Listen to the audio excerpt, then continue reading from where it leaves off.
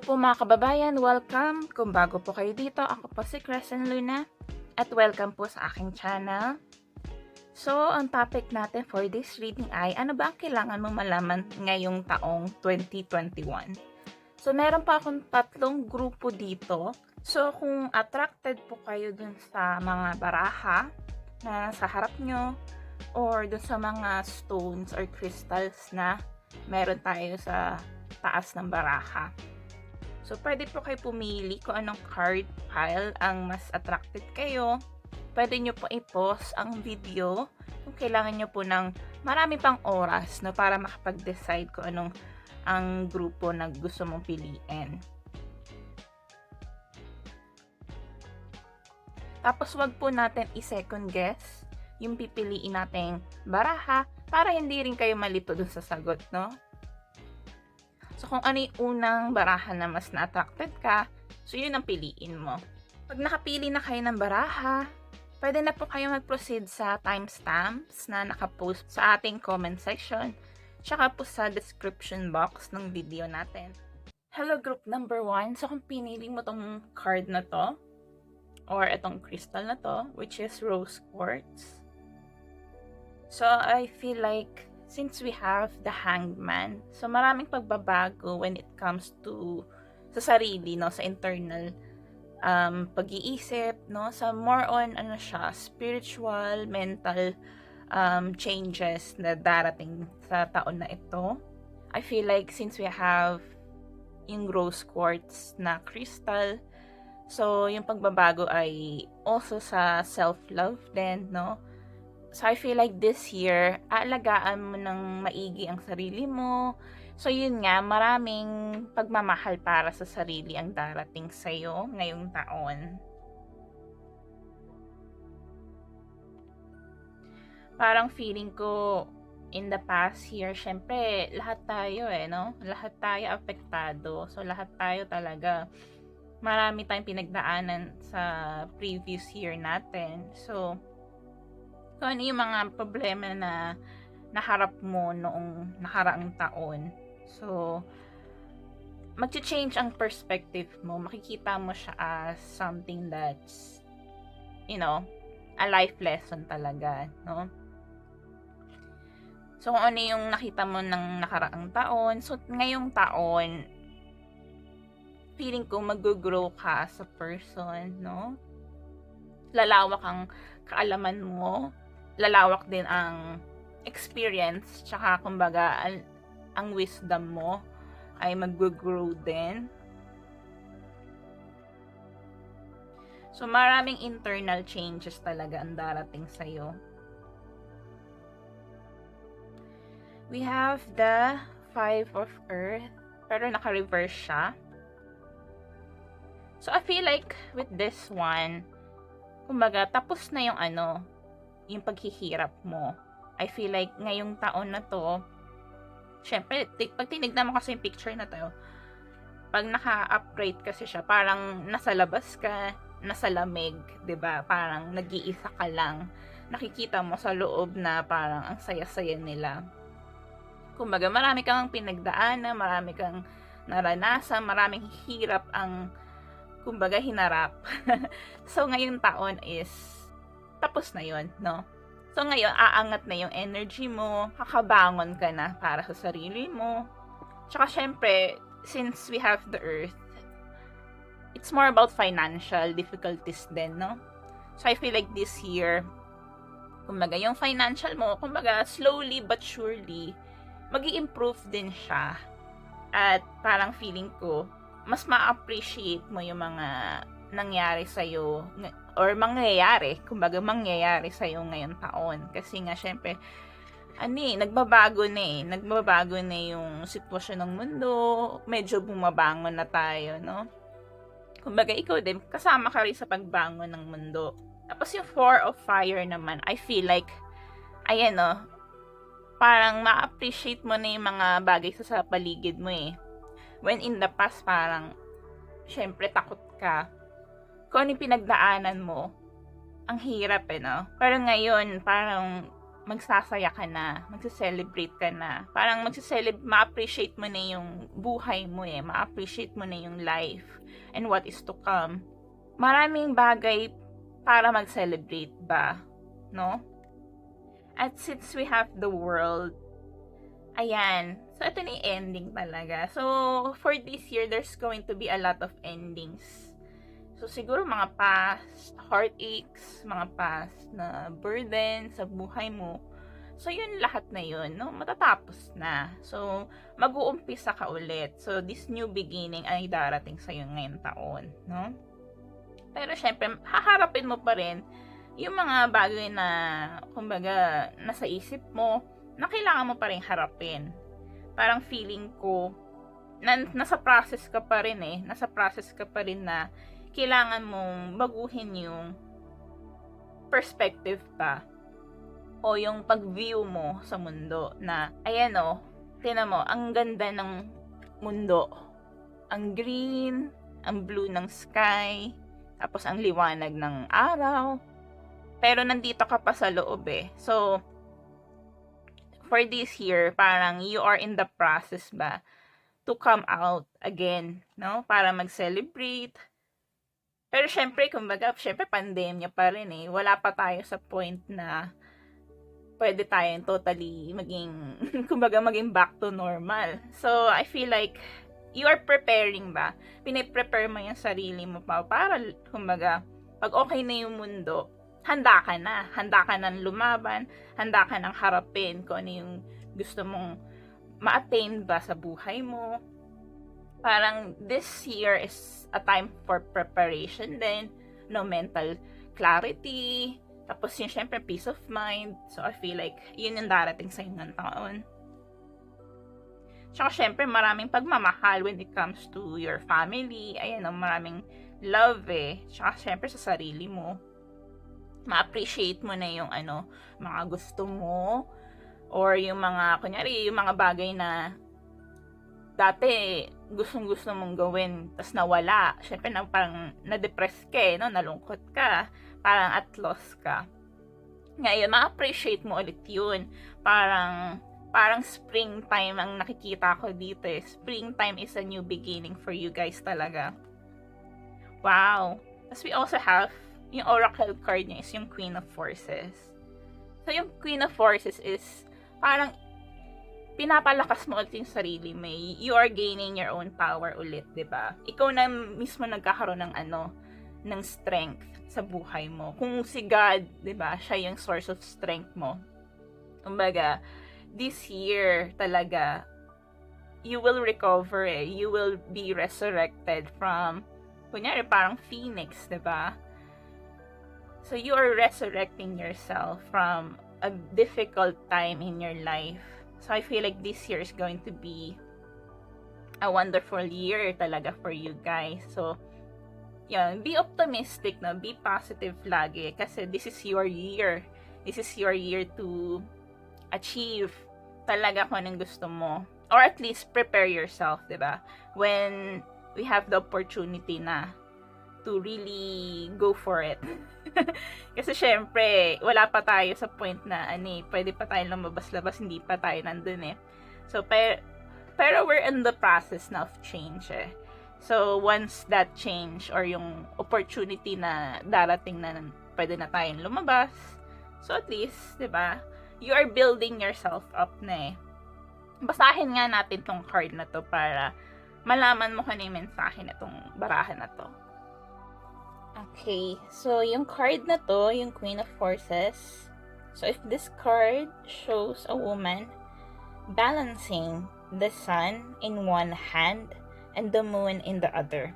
Tapos there's this river flowing between her feet.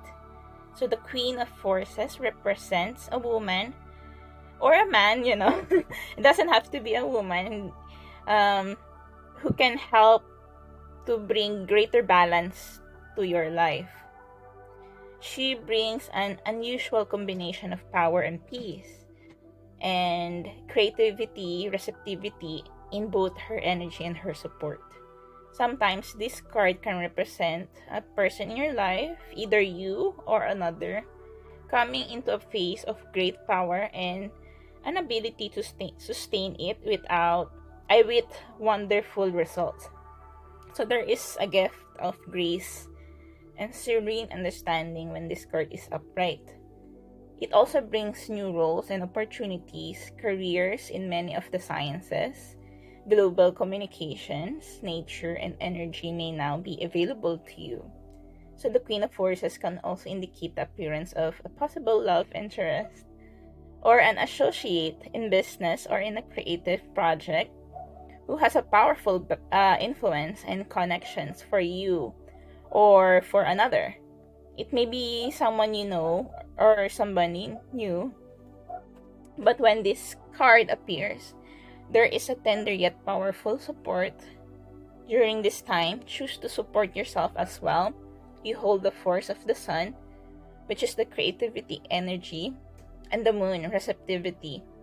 And only you yourself can direct the energy of your eternal life. So, yung card din nito ay also saying na marami ding career or, business opportunities ang darating din sa taon na to.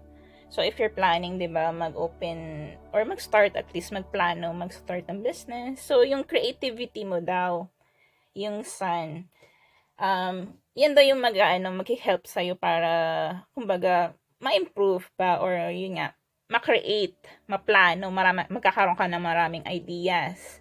Tapos yung receptivity naman, which is you are allowing, diba? Allowing na dumating yung ideas na to.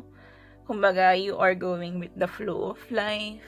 Kumbaga, hindi ka nag-go against sa takbo ng panahon or sa sitwasyon ng mundo, no? Kumbaga, inaalaw mo lang kung ano yung mangyari, kung may darating na blessings darating, diba? Kung pinahayaan mo lang, no? Kumbaga, tiwala lang sa Diyos na kung anong problema ang dumating din, syempre, you are strong enough eh. Kumbaga, you are capable enough na maharap yun at malutas yun. Kumbaga, you have the strength na handa ka na. For some of you guys naman, baka magkaroon ng love life, no? Kung lalaki ka, tapos, syempre, there is also a woman coming into your life. If you're a woman, diba, you are the source of power, diba? Ikaw naman yung source of strength sa sarili mo. Kunyari, ikaw naman nabigo sa pag-ibig. So, ikaw, babangon ka. So, you are being a queen naman. Kunyari, ikaw naman na heartbroken kumbaga, last year, diba? So, you're strengthening yourself again. So, I feel like, yun ang mensahe sa inyo para sa taon na to. Mabilis lang naman siya, quick and general reading. But, I hope na nakatulong ba or naka-give ba ng idea kung ano mangyayari sa taon na to.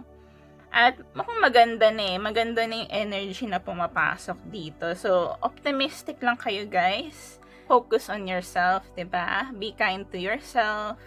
Ayan, focus on self-love. Alagaan mo ang sarili mo ngayong taon, no? It's your year, diba? It's your year na. So, again, thank you so much for watching. See you again on the next one. So, kung may ideas kayo for future readings, comment nyo lang sa baba. And again, thank you so much for watching. Don't forget to leave a like, share, or subscribe to the channel if you haven't yet.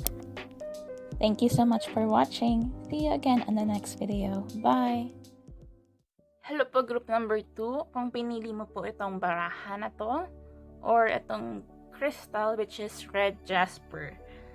So, I feel like ngayong taon, maraming grounding no? Maraming grounding kang kailangan gawin. What I mean about grounding is, practicality ba? Or, kumbaga, down to earth, going down to earth. Kasi feeling ko, this year, you will face some choices ba? Siguro life-changing choices. Kasi since we have the Two of Swords. So, this is Two of Swords. So, more on, mental decision making ba?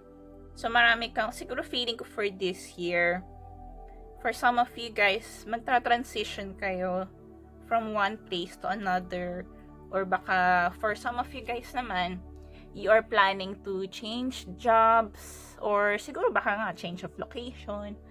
So, depende sa plano. Kumbaga, this year, maraming planning ang darating. For some of you guys naman, parang feeling ko, syempre, mag-uumpisa na naman na. Kasi iba sa inyo, mag-uumpisa na naman. So, I feel like for some of you guys naman, iniwan nyo yung toxic na trabaho. Siguro, last year, iniwan nyo na. So, this year, you are planning, diba? Ano ba yung passion mo sa buhay? So, I feel like a lot of decision making, saka choices, no? Marami kayong, maraming pagbabago ang darating din sa taon na to. So, itong red jasper is, color red. So, this is also the color of power, strength, diba? Passion, minsan anger, kung imbalance. And since we have the strength card in reverse, so I feel like for this year siguro, matetest din eh. Maraming challenges na matetest yung strength mo internally ba. So, I feel like there are going to be a lot of major changes sa taon na talaga ito. So, life-changing, scenarios eh.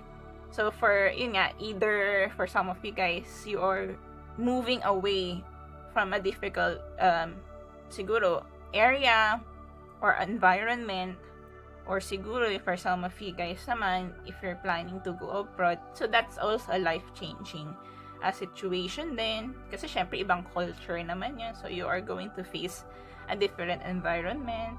For some of you guys, kunyari health-wise, diba? For some of you guys, if you're having any kind of health issues, syempre, that's also a life-changing, situation din. So, it's going to test your strength internally. Tsaka, since we have the Two of Swords, there's this feeling na para kang na-stuck eh. Parang nandito ka sa indecision. Ayan, parang sa crossroads.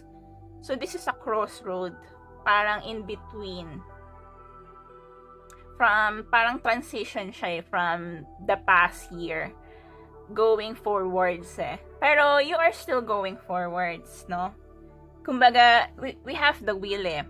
So, this is a major arcana.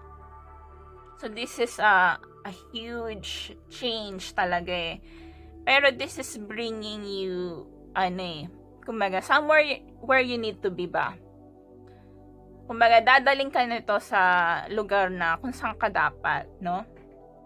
For some of you guys, syempre, yung pagbabago na gusto mong mangyari, hindi siya madali eh. Kaya nga, itetest yung strength mo eh, internally. So, kung ano yung pagbabago na gusto mong gawin ngayong taon, it's a challenge ka. Pero, for the good ba, no? Hindi siya bad change eh. Hindi ito yung bad na change. Ito yung change na gusto mong mangyari. Kasi ayaw mo na yung energy, siguro last year, syempre lahat tayo, we undergo a lot of difficulties, diba? Paghihirap nung nakaraang taon. So, itong taon na to, kumbaga, it's going to take a lot of effort, diba? To create yung change na gusto mo. Pero, you have to keep moving forward. Kahit anong decision. Minsan kasi, nandito tayo sa energy na hindi natin alam kung saan pupunta. Tapos, lagi tayo nandito sa energy na ano ba ang tamang desisyon? Kumbaga, ano ba yung tamang desisyon na kailangan kong kunin, di ba? So, for this year, it's all about choosing one path ba? Or trying to stay out dito sa energy na to na lagi ka na lang stuck, na parang walang progress, na parang hindi ka makapag-decide. Kasi any decision na medyo mahirap, parang naman yun eh, i-weigh mo na lang kung ano yung mas less, diba? Kahit minsan hindi siya yung perfect na decision. Sometimes, kailangan mo pa rin mag-decide eh, kundi walang mangyayari, diba? Walang mangyayari dun sa pagbabago na gusto mong gawin sa taon na to. So, kung mahirap yung decision na hinaharap mo, you still have to decide eh. Kasi if you want to create that change, Tapos feeling ko, your guides naman, yung angels mo, nandyan sila eh, nakaano sila eh. Handa silang suportahan ka kahit anong desisyon ang gawin mo, no? Kahit gaano kahirap pa yan. Kasi, ayan o, we have yung cat, yung pusa, naka-curl up siya dun sa field of lavender. Parang lavender siya eh. So, kunyari, you will come into situation na hindi mo talaga alam gagawin mo. If you're facing a difficult situation, ano naman eh, magkakaroon naman ng point na you will have a time for rest din eh. To think, di ba? Para makapag-isip, para makapag-desisyon. Kumbaga, kung puro ingay lang ang nasa paligid mo, bibigay sa'yo yung opportunity para makapag-isip eh. Para makapag-decide kung saan ka talaga pupunta. Sige, tignan natin yung oracle card na meron kayo. So, we have the lookout in reverse. So, basahin natin tong card na to. Kung ano ba yung meaning na tong card na to para sa taon na tong 2021. Okay, so meaning nitong card is, in reverse position, the lookout may seem to have fallen and lost his position. But he is now free from the heat of the battle. You may find yourself in the throes of sudden and difficult loss. Perhaps a job, a relationship, or a major creative opportunity. As painful and challenging as it may seem, it is truly a gift in disguise. This loss actually takes you out of a conflict and sets you free to reach for an even higher opportunity. You don't have to be on the defensive any longer. You are on your way to a larger than life. Like I said, diba? Sabi ko sa inyo, kahit gaano kahirap itong challenge na to, itong change na to, it's for the better. Kasi ito na yung aangat ka na eh. Lalaban ka na, pero ito na yung huling laban mo. Ito na yung huling laban na i-face mo eh. Kasi itong change na to, it's life-changing event to eh. It's supposed to happen, no? At least in your lifetime ba? Para, kumbaga, parang ano na yung rising song na yan, diba? Pag gumagawa tayo ng mga notes or music, diba? Kunyari, epic music, there's this moment of sadness, diba? Tapos biglang lulo yan. Tapos, syempre, dahan-dahan magra-rise na yan. So, you are uplifting, you are fighting, diba? Kumbaga, you have to create this sense of strength ulit sa sarili mo. Kasi kaya naman eh, no? Kaya mo naman lutasin ang problema. Gaano kahirap yan kung nawala ka ng trabaho ngayon or last year, diba? Or this year. O, kunyari, kung ngayon wala ka pa rin work, diba? Siyempre, lalabas yung magka-resourceful mo eh. Magiging resourceful ka.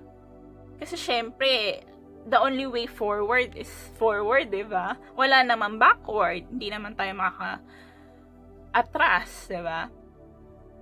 So, kumbaga, your resourcefulness, your creativeness, yan yung lalabas eh. Kasi minsan, necessity is a great motivator din minsan eh. Lalo na for some of us, walang work. Syempre, parang hindi natin alam gagawin, paano ba tayong paano, di ba, saan ba tayo kukuha ng next meal? So, kumbaga, dyan naglalabas yung maraming ways eh. Magkakaroon tayo ng ideas kung saan ba tayo hahanap, di ba? Or kunyari, kung love life naman ang problema, syempre, there's always a new energy na papasok, di ba? Parang itong moment of peace, this is also healing eh. So, kung ano yung great loss or great challenge na naranasan mo in the past, darating naman yung moment na mag-heal ka na eh, no? Para maka-move on ka na, no? Maka-move on ka na sa buhay mo. So, I feel like this is also a very positive thing ba? This is a positive change eh. Kasi this is going to bring you, kasi you're in the middle of transition eh. So, imagine mo na lang may bagyo. Nandun ka na sa mata eh. After nun, tapos na. So, ibig sabihin, clear skies, clear weather. So, a new beginning na yung darating sa inyo, diba? Nandito ka lang sa point na in the process ka lang, no? So, after nun, after ng process of healing, after ng process na, feeling mo nasa dilim ka, lalabas ka ni, malapit ka na. So, laban lang at laban. So, I feel like that's the message for you guys for this year, no? So, stay optimistic pa rin, no? And, yeah. Be kind to yourself then, no? Be kind to yourself. Take care of yourself, diba? Kaya nyo yan. And again, thank you so much for watching. And see you again on the next one. Thank you so much, guys. Ingat kayo lagi. Bye. Don't forget to leave a like, share, or subscribe to the channel if you haven't yet. Thank you so much for watching. See you again on the next video. Bye! Hello, group number 3. So, kung pinili mo tong card na to, or itong crystal na to, so, ito yung chrysocolla, and we also have the 7 of Wands. So, it's all about defending what is right ba? Defending, siguro, justice in a way, or siguro, fighting for what you believe in. Tapos, itong chrysocolla naman is about expression, coming from the heart, diba? Galing sa puso. So, pinafacilitate ng crystal na to yung yung heart tsaka yung throat chakra nyo. So, yan. So, lahat ng gagaling sa puso, no? So, kani pinaglalaban mo for this year, it's all about expression from your heart, diba? Galing sa puso. So, tingnan natin kung ano yung mga cards na lalabas for you guys. Okay, so I feel like for a lot of you guys naman, most likely baka heartbroken kayo, or marami kayong difficulties in the last year. Even this year, diba, there's also difficulties din. Syempre, wala pa tayo dun sa sa point na magiging normal. For some of you guys, I feel like you have lost someone, diba? Someone that you love.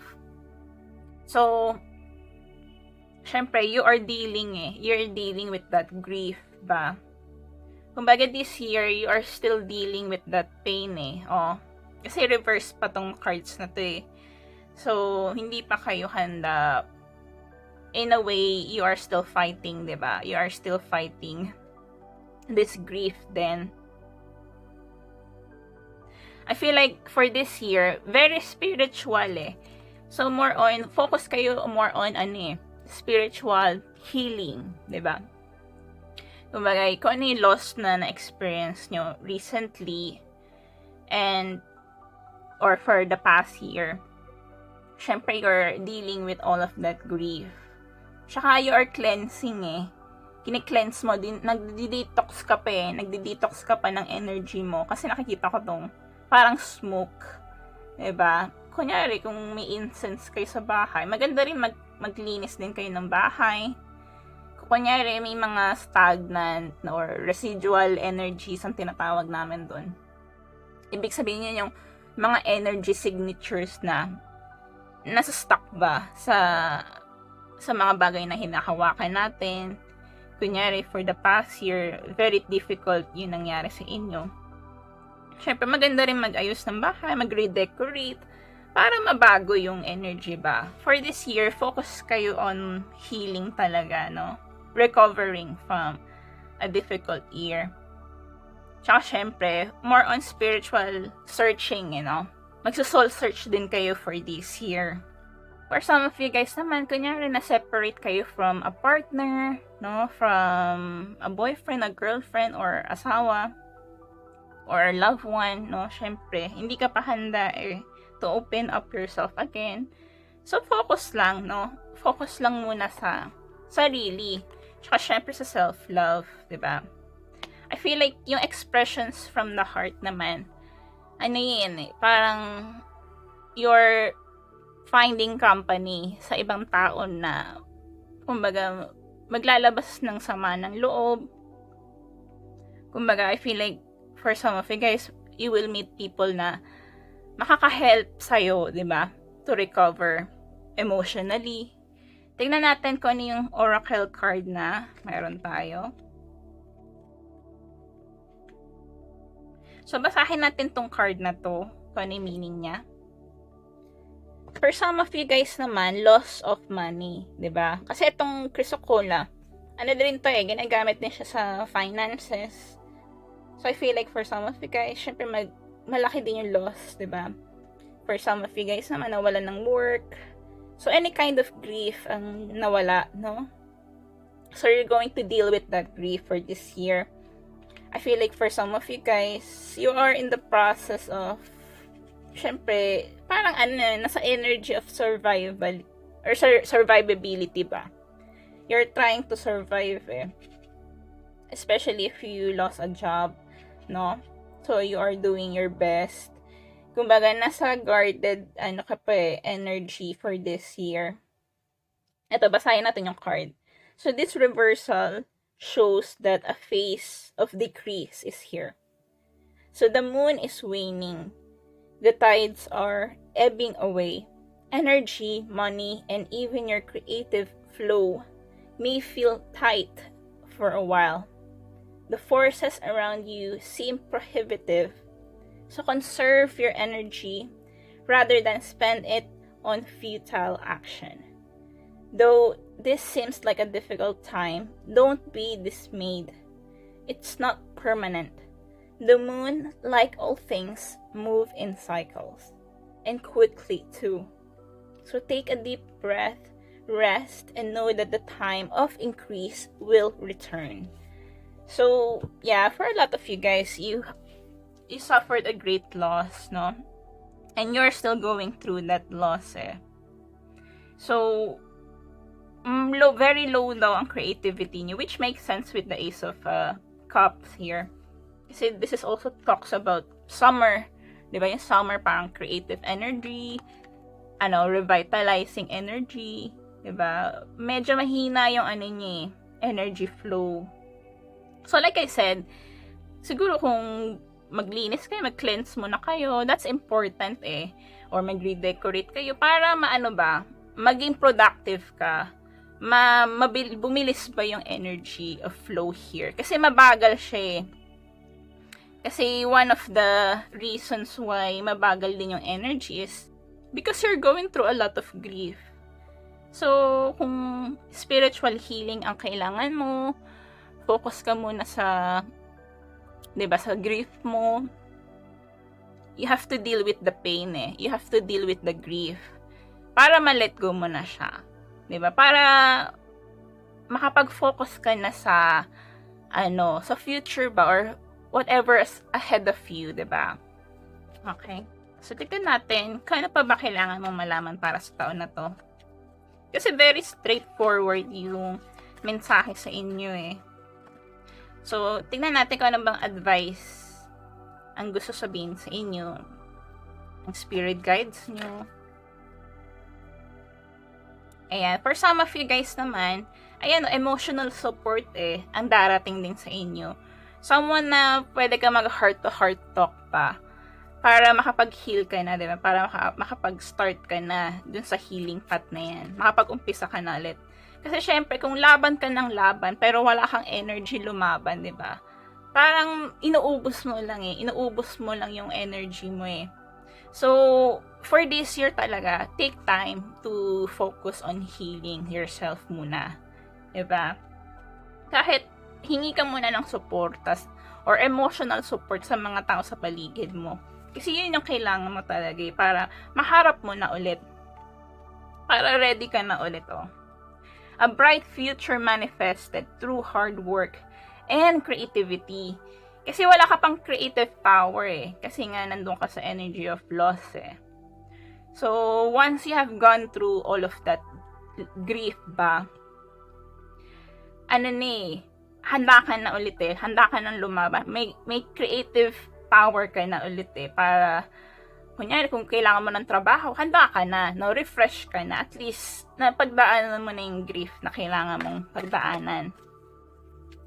Ayun, partnering with others who share your dreams. Great progress being made. Kasi may mga tao may mga tao sa paligid mo na handa tulungan ka. So, kapit ka sa mga taong yun kasi handa silang tumulong sa'yo, no? So, I feel like maraming people ang darating sa buhay mo na tutulong. So, you have what it takes. If only you believe in yourself, diba? Tiwala ka sa sarili mo. Thinking that you are powerless when you are not. A lack of self-confidence that keeps you from getting what you want, diba? So, lastly, we have Queen of Autumn. So, itong tao na to, pili ka magbibigay to ng financial advice for some of you guys kung kailangan nyo ng financial advice, diba? Or support. So, be practical with respect to how you proceed. The ability to make anything more beautiful. Meeting someone who can help your dreams come true. So, may mga darating na tao talaga na tutulong sa inyo when it comes to money, when it comes to emotions, diba? Emotional problems, or grief, or loss. So, maraming suporta. And that's a blessing, diba? Blessing na may darating kahit sino. Diba? So, I feel like that's the message for you guys. So, don't feel discouraged, no? Maraming darating sa inyo at makaka-recover din kayo, no? You will have the will to keep fighting if you have, diba, face your own grief. So, thank you so much for watching. See you again on the next one. Thank you so much, guys. Bye! Don't forget to leave a like, share, or subscribe to the channel if you haven't yet. Thank you so much for watching. See you again on the next video. Bye!